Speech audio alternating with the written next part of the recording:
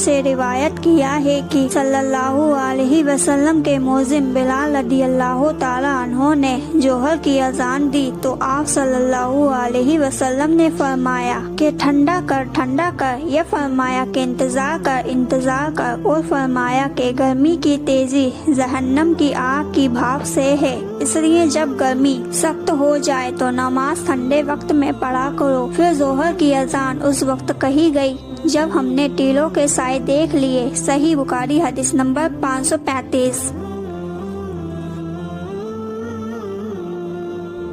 عبداللہ بن عمر رضی اللہ تعالیٰ عنہ سے روایت ہے، انہوں نے رسول اللہ صلی اللہ علیہ وسلم سے سنا، آپ فرماتے تھے کہ تم سے پہلے کی امتوں کے مقابلے تمہاری زندگی صرف اتنی ہے جتنا عصر سے سورج ڈوبنے تک کا ہوتا ہے، تو رات والوں کو تورات دی گئی تو انہوں نے صبح سے عمل کیا اور آدھے دن تک، پھر وہ عاجز آ گئے، ایک کام پورا نہ کر سکے۔ ان لوگوں کو عمل کا بدلہ ایک قرات بقول بعض دینار کا چوتھا سے چھٹا حصہ اور بعض کے قول کے مطابق دینار کا 20واں حصہ دیا گیا۔ پھر انجیل والوں کو انجیل دی گئی، انہوں نے آدھے دن سے عصر تک عمل کیا اور وہ بھی عاجز آ گئے، ان کو بھی ایک قرات عمل کا بدلہ دیا گیا۔ پھر عصر کے وقت ہم کو قرآن ملا، ہم نے اس پر سورج غروب ہونے تک عمل کیا اور کام پورا کر دیا، ہم کو 2 قرات ثواب ملا۔ اس پر ان دونوں کتاب والوں نے کہا،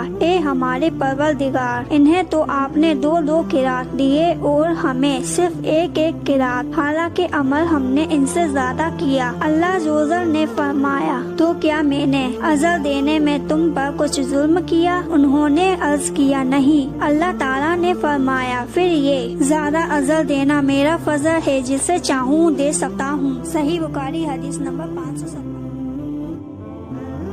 موسیٰ اشعری عبداللہ بن قیس رضی اللہ تعالیٰ عنہ سے روایت ہے، انہوں نے رسول اللہ صلی اللہ علیہ وسلم سے سنا، آپ فرماتے تھے کہ مسلمانوں اور یہود و نصارہ کی مثال ایک ایسے شخص کی سی ہے کہ جس نے کچھ لوگوں سے مزدوری پر رات تک کام کرنے کے لیے کہا، انہوں نے آدھے دن تک کام کیا، پھر جواب دے دیا کہ ہمیں تمہاری اجرت کی ضرورت نہیں، یہ یہودہ تھے۔ پھر اس شخص نے دوسرے مزدور بلائے اور ان سے کہا کہ دن کا جو حصہ باقی بچ گیا ہے یعنی آدھا دن، اسی کو پورا کر دو، شرط کے مطابق مزدوری تمہیں ملے گی۔ انہوں نے بھی کام شروع کیا لیکن عصر تک وہ بھی جواب دے بیٹھے، یہ نصارہ تھے۔ پس اس تیسرے گروہ نے جو اہل اسلام ہے پہلے 2 گروہ کے کام کی پوری مزدوری لے لی۔ صحیح بخاری حدیث نمبر 558۔